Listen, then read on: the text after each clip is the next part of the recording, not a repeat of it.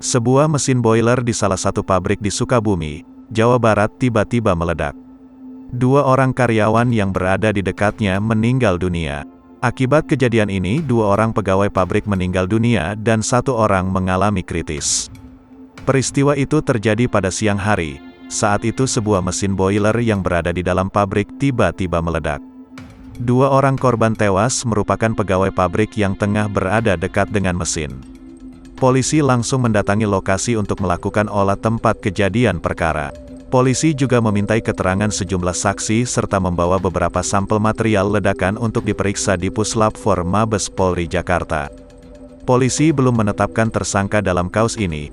Penyelidikan masih tahap pemeriksaan dan pendalaman penyebab ledakan.